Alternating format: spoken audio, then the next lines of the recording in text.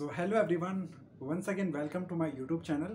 I am Sunil Best. So friends, हम कर रहे हैं मॉडर्न हिस्ट्री की सीरीज़ और जिसमें हम ऑलरेडी तीन चार वीडियो कर चुके हैं। तो आप उन वीडियो को प्लेलिस्ट में जाइए और वहाँ पे मॉडर्न हिस्ट्री की प्लेलिस्ट बनी है, वहाँ से देख सकते हैं। सो आज का टॉपिक है फ्रेंड्स हमारा नरमपंथी गरमपंथी व कांग्रेस का विभाजन।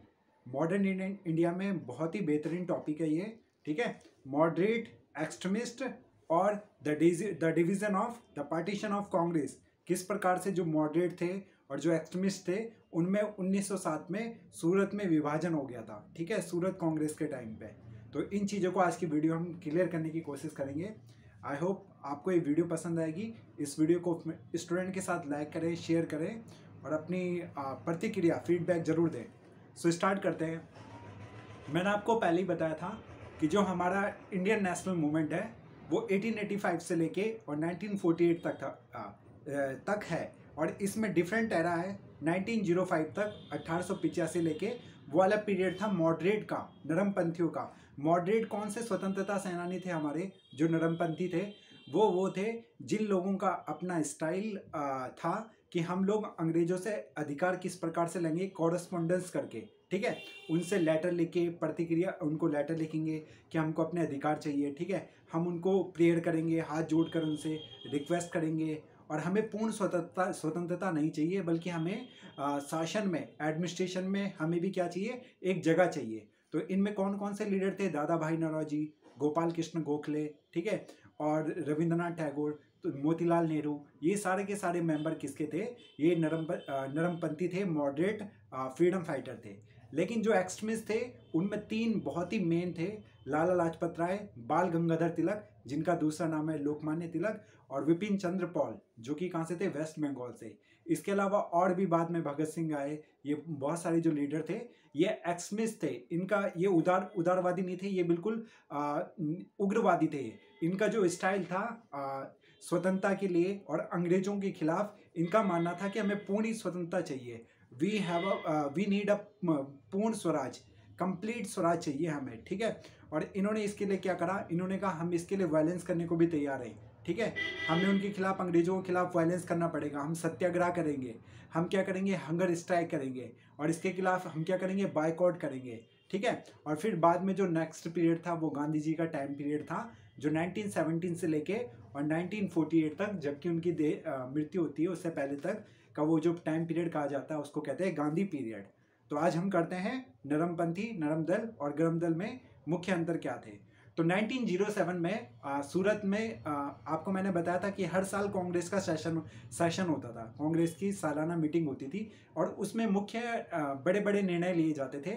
और हर साल कभी कोई जो बड़े लीडर होते थे वो क्या करते थे, इसको लीड करते थे। तो 1907 में सूरत एक जगह है, सिटी है गुजरात में, वहाँ पे कांग्रेस का सेशन हुआ और उसी सेशन में विभाजन हो गया नरम दल का और गरम दल का। तो कांग्रेस दो धड़ों में बढ़ गया, टू पार्ट में कांग्रेस क्या हो गया, डिवाइडेशन हो गया कांग्रेस का, टू पार्ट में। तो इसका क्या असर पड़ा? तो देखते हैं वो कौन कौन से कारण थे। लाला लाजपत राय उस टाइम पे क्या गए थे, विदेश गए हुए थे, और बाल गंगाधर तिलक को क्या गिरफ्तार कर अंग्रेजों ने कहाँ डाल दिया था, मांडले जेल में, ठीक है। विपिन चंद्रपाल व अरविंद घोष सक्रिय राजनीति से इन्होंने उसके बाद संन्यास ले लिया था। तो 1906 में बनारस में दादा भाई नौरोजी क्या थे, एक बड़े लीडर जो कि नरम दल के एक बड़े लीडर थे।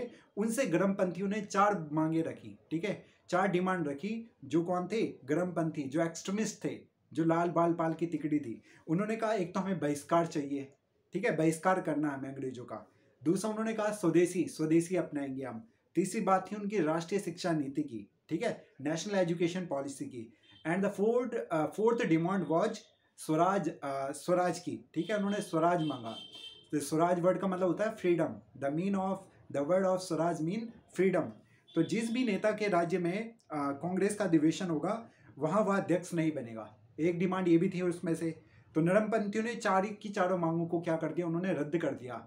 जो किसने रखी थी? जो गरमपंथियों ने, उग्र जो एक्सट्रीमिस्ट थे, उन्होंने जो डिमांड रखी थी, इन डिमांड को क्या कर दिया, इन्होंने नहीं माना। तो इसके बाद उनमें मनमुटाव हुआ और उसके बाद क्या हुआ, फिर आगे देखते हैं। 1907 में सूरत में कांग्रेस का विभाजन हो गया और कांग्रेस दो पार्टीशन में, दो पार्टों में बढ़ गई, ठीक है, दो विचारधाराओं में बढ़ गई। ठीक है। कहा जाता है कि उस टाइम वहाँ पे खूब लड़ाई भी चली, लड़ाई भी मच गई उनमें आपस में, और जूता चप्पल भी खूब चला उस अधिवेशन के दौरान। ठीक है, तो इतनी बुरी हालत थी उस टाइम पे। ठीक है, फिर आगे देखते हैं हम नरमपंथी और गरमपंथी, इनमें मेन, ठीक है, मेन डिफरेंस क्या है, मुख्य अंतर इन लोगों में क्या है। ठीक है, एक्सट्रीमिस्ट और मॉडरेट। ठीक है, मॉडरेट, अभी मॉडरेट में कौन कौन से लीडर थे, इस बात को जरा ध्यान से सुनिए। आप लिख भी सकते हो इस वीडियो को, और अगर आप इस वीडियो को देख रहे हो तो आप फास्ट फॉरवर्ड करके भी वीडियो को देख सकते हो।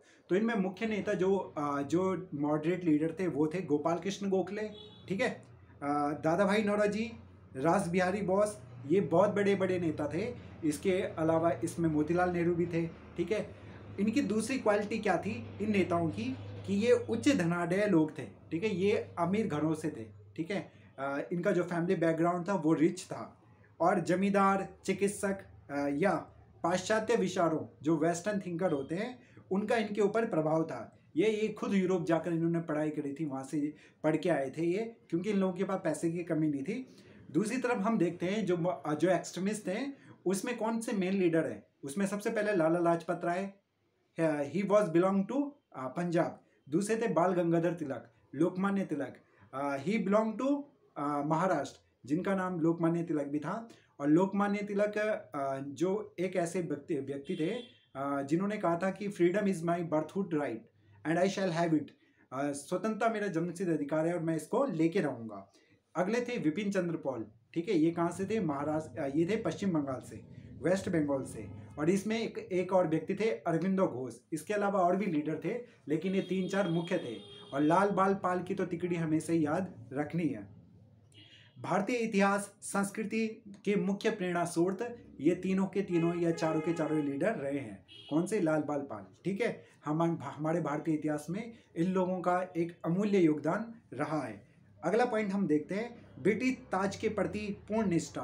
कौन से लोग थे ये, जो नरमपंथी थे, जो मॉडरेट थे, उन लोगों का जो ब्रिटिश क्राउन था उसमें पूरी की पूरी क्या थी, श्रद्धा थी, वो उसको रिस्पेक्ट करते थे।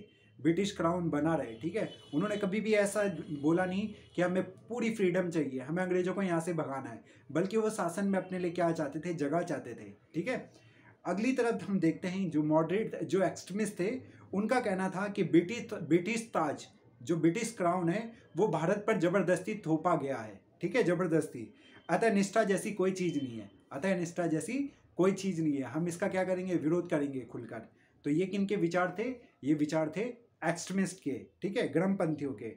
चौथा पॉइंट देखते हैं हम, अंतर हम कर रहे हैं मेनली अभी, ब्रिटिश न्यायप्रियता में विश्वास। ब्रिटिश न्यायप्रियता में किसका विश्वास था, ये थे आपके उदारवादी। इन लोगों का कहना था कि जो ब्रिटिश लोग हैं वो जो भी डिसीजन लेंगे वो न्यायप्रिय होगा। ठीक है, और हम लोग उसको क्या करेंगे, हंसते हंसते भली माती क्या करेंगे, उसको मानेंगे। जबकि जो गरमपंथी थे वो कहते थे ब्रिटिश न्यायप्रियता में किसी भी प्रकार का विश्वास नहीं है, हम किसी भी प्रकार के जो ब्रिटिश लोग हैं उनकी बातों को ना मानेंगे, और ना ही वो लोग हमारे साथ क्या करते हैं, किसी प्रकार का न्याय करते हैं। अगला पॉइंट है, यह मत कि जनसामान्य ने अभी राजनीतिक जागरूकता की कमी है, अतः सरकार विरोधी आंदोलन उचित नहीं है। यह विचार किसका था, ये विचार था आपके मॉडरेट लीडर का। वो कहते थे कि अभी जन सामान्य, जो इंडियन की मास पीपल, जो कॉमन पीपल है इंडिया में, उन लोगों में अभी क्या है, एक ऐसी थिंकिंग डेवलप नहीं हुई है जो कि एक बड़ा आंदोलन इंडिया में कर पाए।